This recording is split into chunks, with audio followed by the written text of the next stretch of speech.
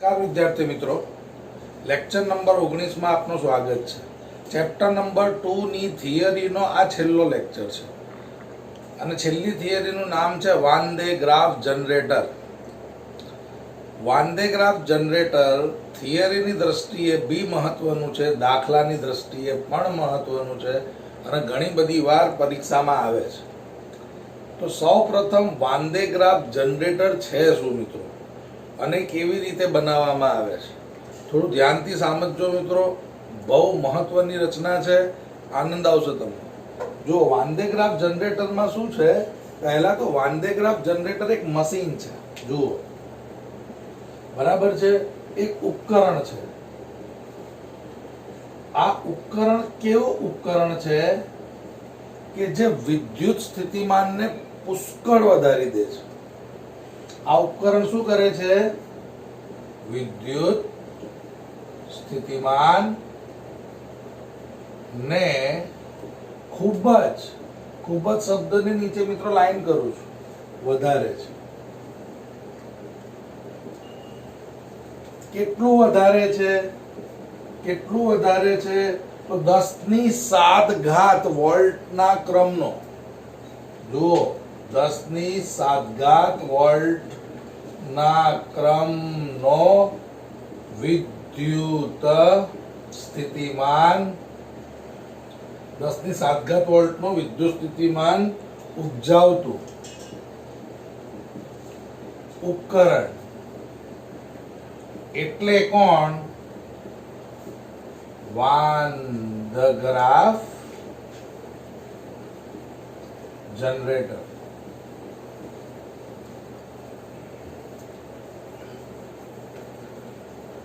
સવાલ એ થાય છે, 10⁷ એટલે વિચારો મિત્રો, એક પછી 7 મીંડા લાગે. એકમ, દશક, 100, 1000, 10,000, લાખ, 10 લાખ. એકમ, દશક, 100, 1000, 10,000, લાખ, 10 લાખ. આટલો વોલ્ટ તો જરૂર શું છે ભાઈ? આટલા બધા વોલ્ટની આપણને જરૂર શું છે? માની લો તમે 9મા ધોરણમાં અને 8મા ધોરણમાં આવું ભણી ગયા હતા કે ગ્રેફાઇટની રચના ત્રિપરિમાણ જાળીદાર, ષષ્ઠકોણીય ત્રિપરિમાણ જાળીદાર. એનો મતલબ તમે ગ્રેફાઇટની અંદરનું આંતરિક બંધારણ ભણી ગયા હતા. હવે કોઈ પણ પદાર્થનું આંતરિક બંધારણ જો ભણવું હોય એને તોડવું પડે. ચોક છે, ચોક શેનો બનેલો છે? તો બહુ બધા સૂક્ષ્મ કણોનો બનેલો છે. એને હું તોડીશ તો એ જ નીકળશે, પણ તોડીશ તો ખબર પડશે ને અંદર શું છે. એવી રીતે કોઈ પરમાણુ હોય, પરમાણુ અને પરમાણુનો ન્યુક્લિયસ હોય. ન્યુક્લિયસમાં ધન વિદ્યુત ભાર. આપણે આગળ ભણી ગયા છે પરમાણુ પોલો આવે. આ પરમાણુ ના ન્યુક્લિયસને જો મારે તોડવું છે, આની સાઈઝ 11મા ધોરણમાં ભણી ગયા હતા, 10⁻14 મીટર. નરી આંખે દેખાતું બી નથી. હવે હું તમને હથોડી લઈને કહું કે આને તોડી નાખો, શું તૂટશે? જે વસ્તુ નરી આંખે નથી દેખાતી એ વસ્તુને જો તોડવું છે, કોઈ પરમાણુના ન્યુક્લિયસને તોડવો છે, તો તમારી પાસે એવું યંત્ર હોવું જોઈએ કે જે આનાથી બી નાનું હોય, સ્પીડમાં હોય અને જોરથી આવીને અહીંયા અથડાય, આ તૂટે. કોઈ બી વસ્તુને તોડવા માટે તમે જોરથી હથોડી મારો છો કે નહીં? એવી રીતે આપણે એવો ન્યુક્લિયસ, એવું સૂક્ષ્મ પરમાણુને 10⁷ વોલ્ટ જેટલો વોલ્ટેજ આપીને એટલો પ્રવેગિત કરીએ છીએ કે એ જ્યારે આની સાથે આવીને અથડાશે ને તો આ તૂટી જશે. સમજો છો? તો આટલા વોલ્ટની બેટરી તો મળતી નથી, બરાબર છે? તો એ આ પ્રોબ્લેમનું સોલ્યુશન કરવા માટે વાન દે ગ્રાફ જનરેટરની રચના કરવામાં આવી. સમજો છો? એટલે વાન ડે ગ્રાફ જનરેટરનો સીધા 10 ની 7 વોલ્ટના ક્રમનો વિદ્યુત સ્થિતિમાન ઉપજાવતા ઉપકરણ એટલે કોણ? Van day graph generator. Clear? હવે કેટલીક મહત્વની બાબત ધ્યાનથી સાંભળજો. આ બને કેવી રીતે? હવે આ જનરેટરની થિયરી છેલ્લે કેમ છે ખબર છે? કેમ કે આગળની બધી થિયરી આપણે યુઝ કરવાની છે. શાંતિથી વિચારજો મિત્રો, આ જનરેટર બને છે કેવી રીતે. હવે ધારો કે મારી પાસે એક પોલો ગોળો છે. આ પોલા ગોળા પર વિદ્યુત ભાર છે.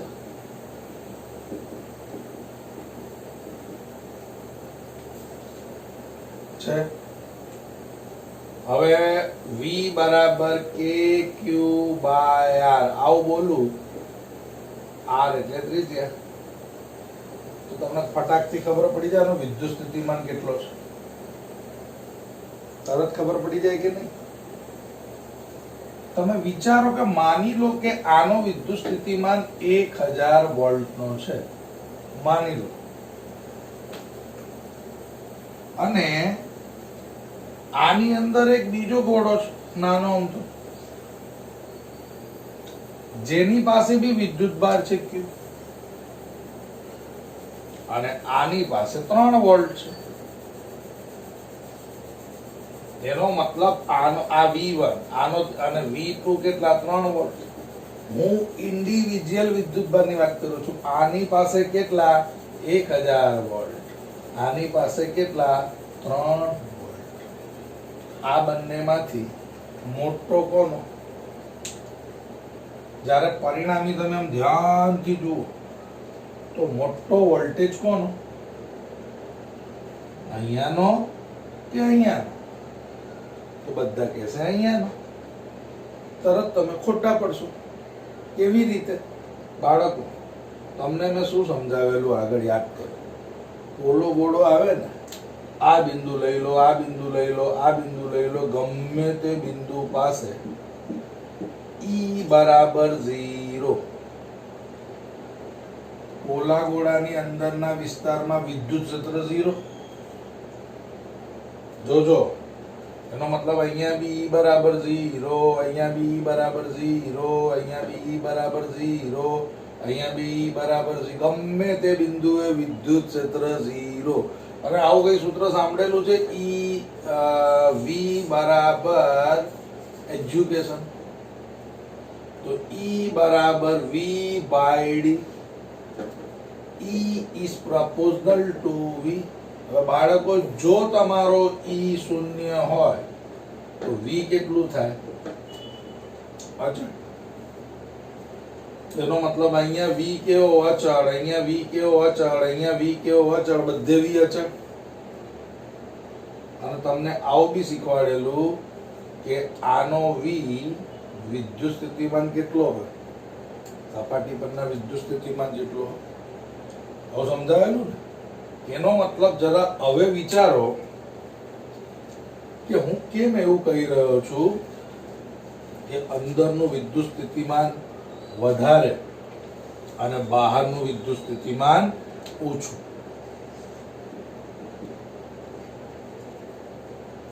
બહારનું કેટલું છે? 1000. તો અંદર કોઈ બી હશે એનું બી 1000 જ હશે. અરે કેન્દ્રથી સપાટી સુધી અચળ હોય એટલે 1000 વોલ્ટ જ કહેવાય. પણ આનું પોતાનું બી તો 3 છે. 1000 વોલ્ટ વત્તા 3 વોલ્ટ બરાબર 1003 વોલ્ટ થયા. એનો મતલબ આખી સરફેસ 1000 વોલ્ટની છે. તેની અંદર જે કોઈ બી છે એને 1000 તો મળવાનું જ છે. પણ એનું પોતાનું કેટલું છે? 3 વોલ્ટ. એનો મતલબ આનો વિદ્યુત સ્થિતિમાન કેટલો થયો? 1000 પ્લસ 3 એટલે 1003 વોલ્ટ થયો.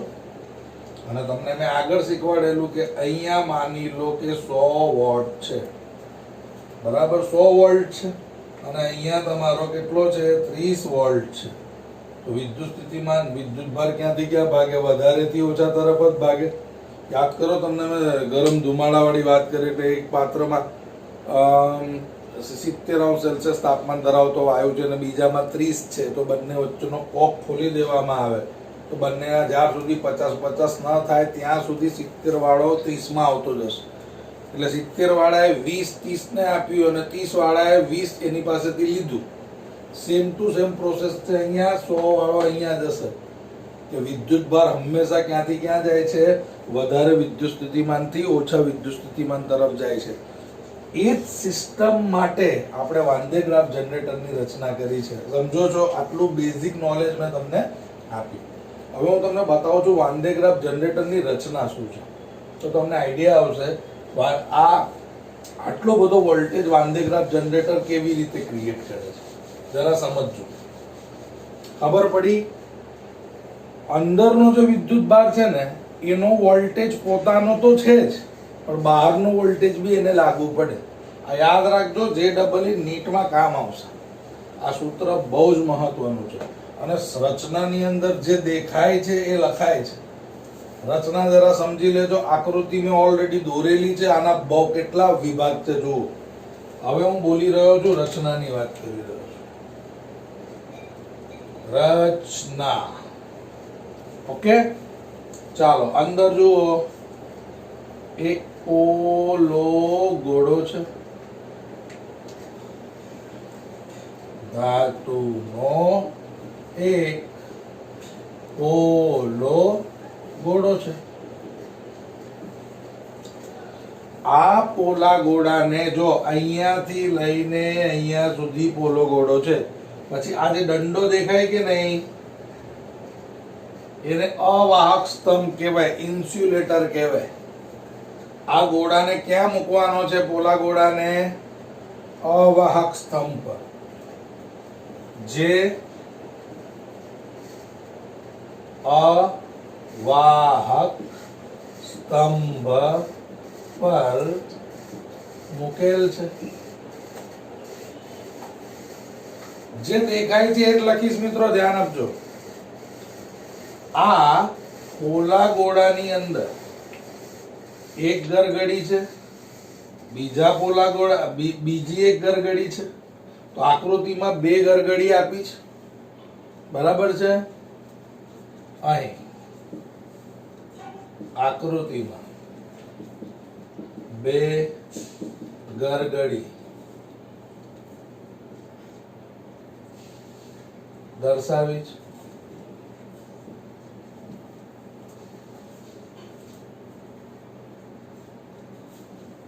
આ બંને ગરગડી ને નાયલોન બેલ્ટ વડે જોડવામાં આવે છે.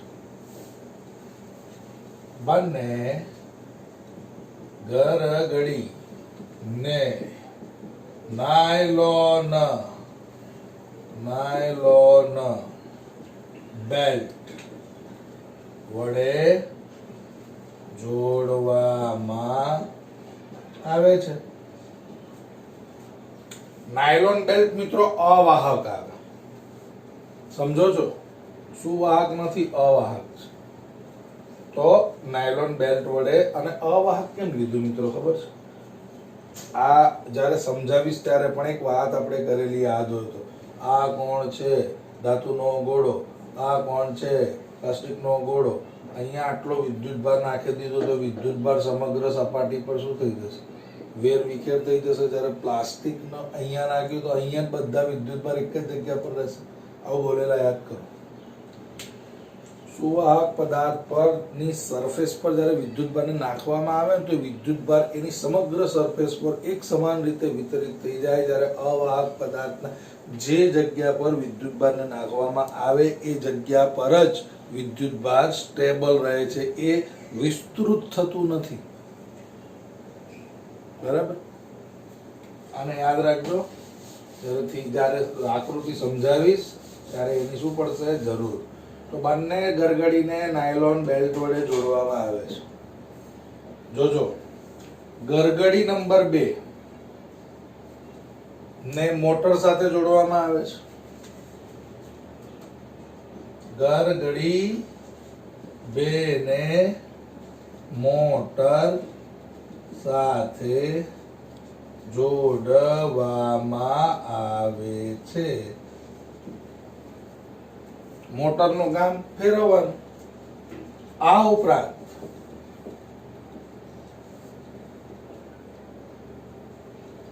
તે આ મેટલનો કાંસકો આવે. હવે કાંસકો કેમ આની વાળ નથી ઉરવા. કાંસકો કેવો આવે? આવો આવે વાળ ઉરવાનું. એવો આ મેટલનો કાંસકો આવે. મેટલનો કાંસકો કેમ લેવામાં આવે ખબર છે ને? જો હમણાં તમે ભણ્યા નથી પણ આગળ ભણશું. માની લો આવો કાંસકો છે, કોમ્બ. એનો આ ભાગ કેવો છે? એકદમ તીક્ષ્ણ.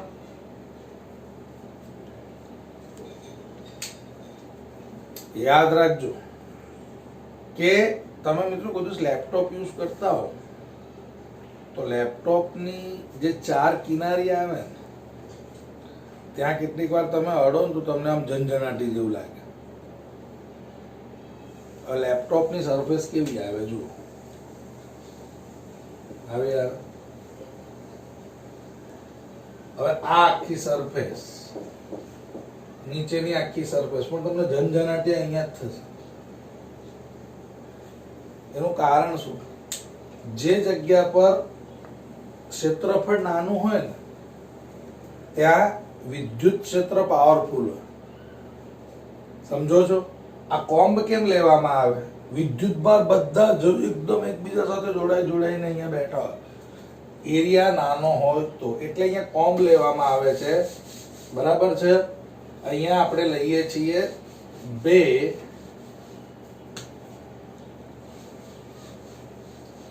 C1 અને C2 બે કાંસકા ધાતુના લઈએ છીએ. કાંસકો એટલે કોમ્બ એટલે C. એટલે આ ઉપરાંત તેની સાથે ધાતુ ના કાંસકા C2 જોડાયેલો છે. જોઈ લો, ચોખ્ખું દેખાય છે. આની સાથે તે જોડાયેલું છે.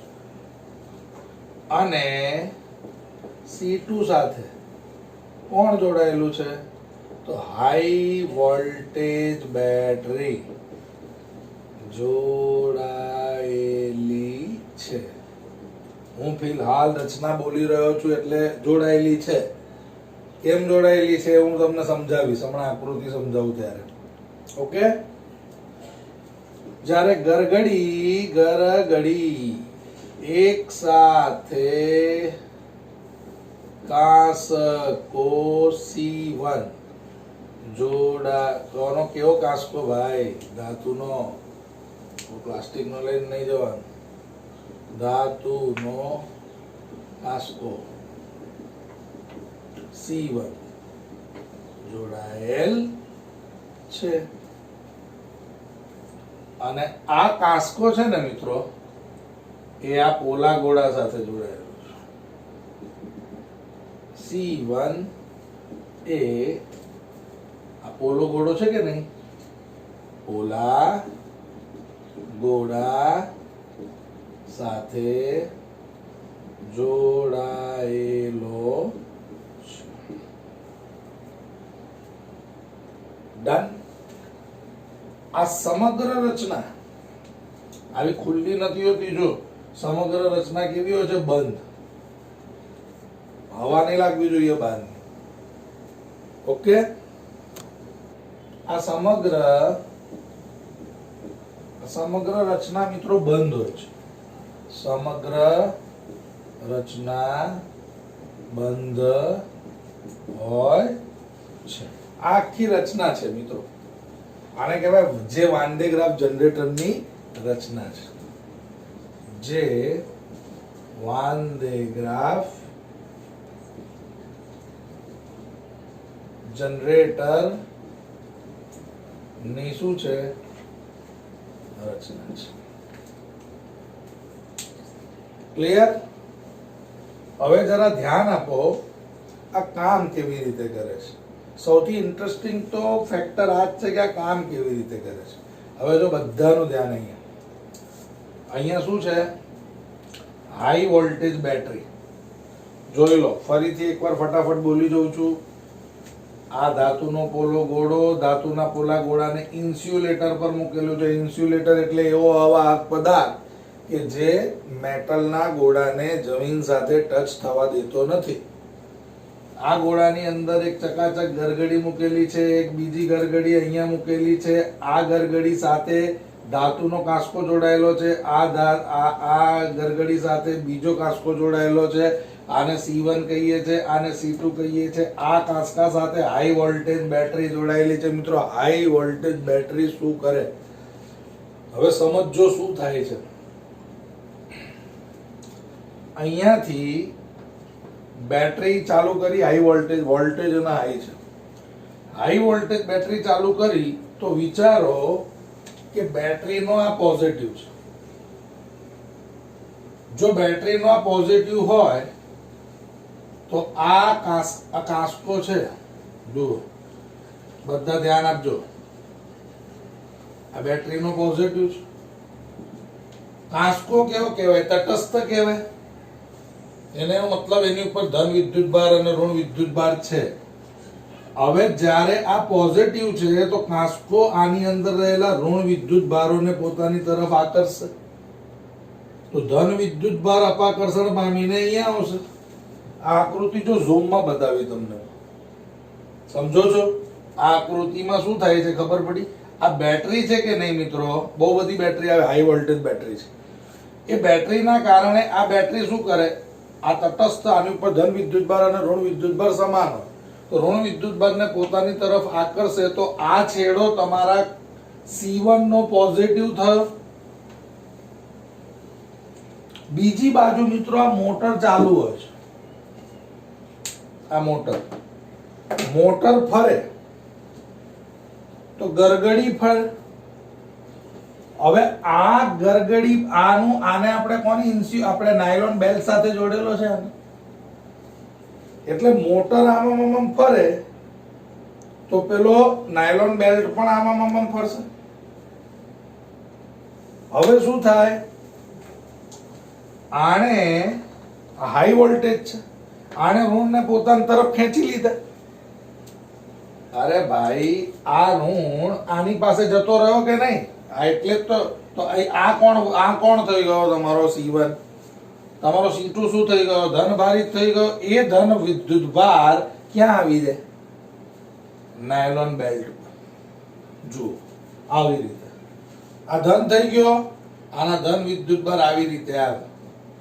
નાયલોન બેલ્ટ તો મોજમાં ગતિ ચાલુ કરે છે. તો જેમ જેમ ચકેડું ફરતું જાય તેમ વિદ્યુતભાર ધીરે ધીરે ઉપર જતો જાય. આ પોર્શન જ્યારે અહીંયા આવશે ત્યારે અહીંયા વળી પાછું નાટક ચાલુ. વળી પાછું ધન વિદ્યુતભાર અહીંયા આવે. આ પોર્શન અહીંયા પહોંચશે તો વળી પાછું આ ધંધો અહીંયા તો ચાલુ જ રહેવાનો છે, ધન વિદ્યુતભાર મળવાનો. હવે વાત થાય છે ઉપર જ્યારે પહોંચો છો ત્યારે. હવે બેલ્ટ શું લઈને આવે છે? ધન વિદ્યુતભાર. ધન વિદ્યુતભાર લઈને બેલ્ટ જ્યારે અહીંયા આવે છે ત્યારે પાછો તમારો કાંસકો કેવો? તટસ્થ. હવે અહીંયા કોણ આવ્યું? ધન વિદ્યુતભાર. તો એ ઋણને પોતાની તરફ આકર્ષશે તો ધનને શું કરશે? અપાકર્ષણ આપશે. એનો મતલબ આ જગ્યા પર ધન ભાર થઈ જશે અને આ જગ્યા પર આ ધન આ ઋણને લઈ લેશે. સમજો છો? આ ધન, આ જે પટ્ટા પરના ધન છે કે નહીં, એ આ ઋણને લઈ લેશે તો અહીંયા ધન, આ ધન આનું જોડાણ તમે કોની સાથે કરેલું છે? ગોળા સાથે. આ ગોળા પર 1 2 3 4 ધન વિદ્યુતભાર આવી ગયા. આ તો એનો મતલબ અહીંયા મેદાન ખાલી. એટલામાં બીજો સ્લોટ આવ્યો. અહીંયા વળી પાછું નેગેટિવ થયું, પોઝિટિવ. અહીંયા પાછા ધન વિદ્યુતભાર વધી ગયા. વળી પાછું આ મેદાન, આ ઋણ અને આ ઋણ અહીંયા આવી ગયા. આ ઋણે આ ધનને આકર્ષી લીધા તો આ તટસ્થ થઈ ગયું કે નહીં? એટલે અહીંયા તો કોઈ વિદ્યુતભાર જ નથી વધતું. આ ધન વિદ્યુતભાર સીધું અહીંયા જતું રહે છે.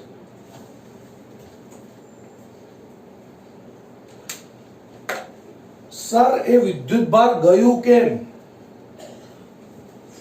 યા ફરીથી બોલું છું, આ ધન અને આ ઋણ ભેગા મળીને તટસ્થ બની જાય તો આ ધન વિદ્યુતભાર વધે.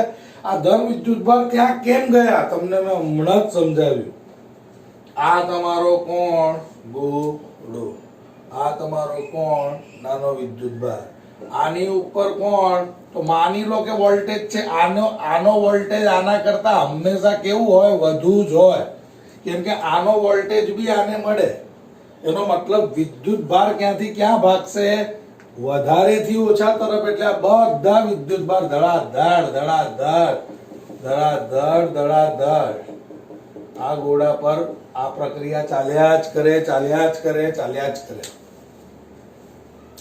જેમ જેમ જેમ જેમ વિદ્યુતભાર વધે, કોમન સેન્સ વાપરો, તેમ તેમ તેમ તેમ વોલ્ટેજ વધશે.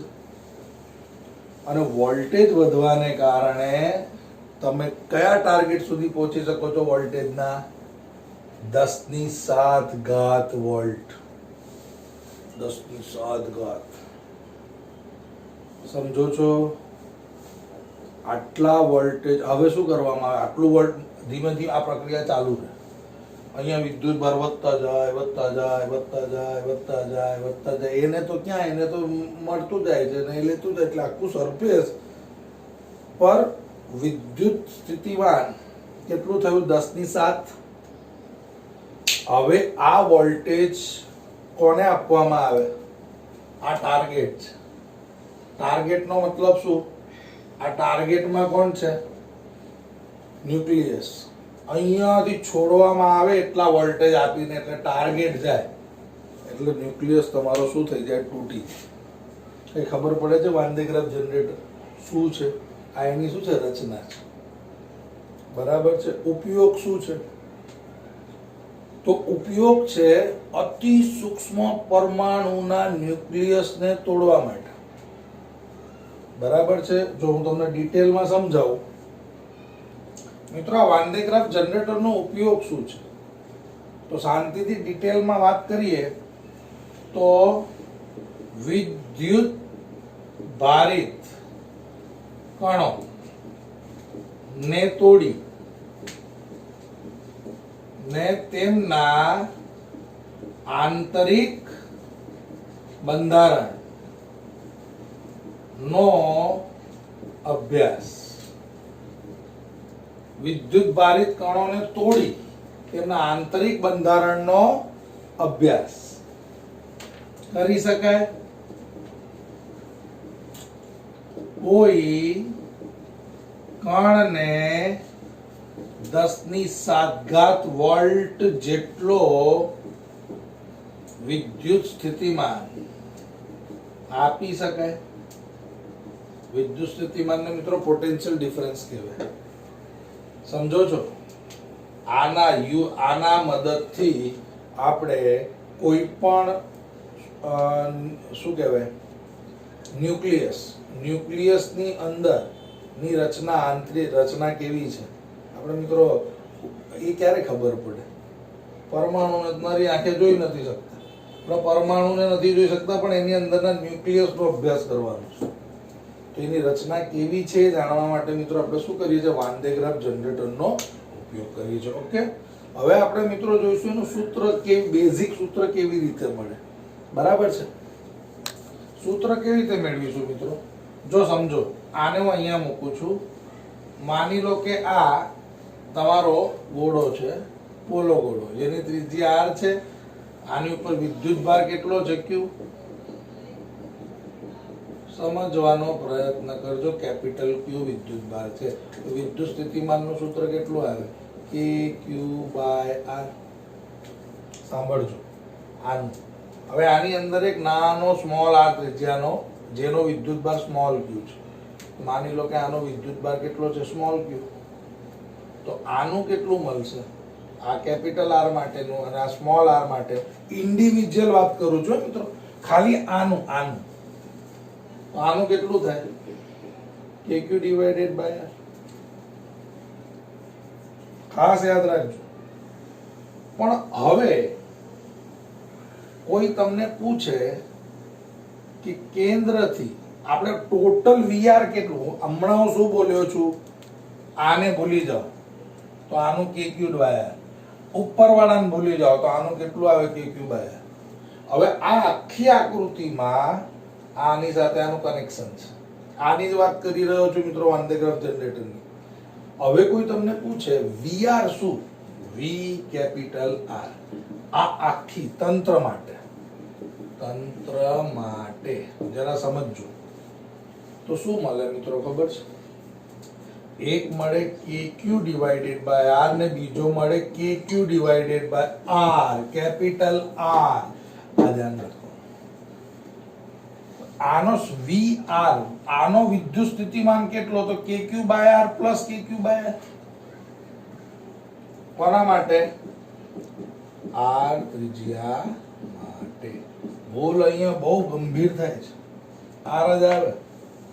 અને વી સ્મોલ આર માટે કેટલું થાય, તો કે ક્યુ ડિવાઇડેડ બાય આર તો છે જ, અને બીજું શું આવશે, કે ક્યુ ડિવાઇડેડ બાય આર. આ ખાસ ધ્યાન રાખજો.